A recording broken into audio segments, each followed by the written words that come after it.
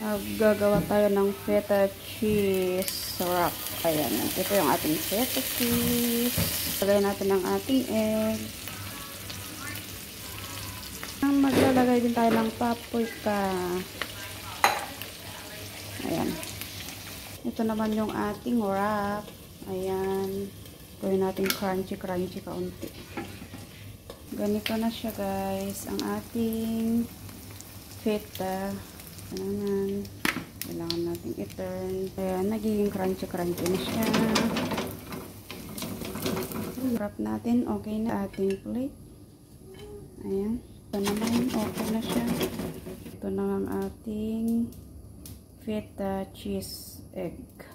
Oh, ito na yung ating feta egg wrap. Avocado with avocado. Oh. Ito na siya, mga guys.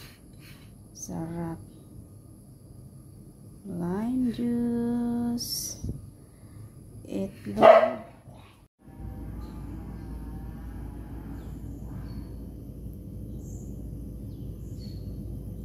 Feta. Favorite nila yan kasi.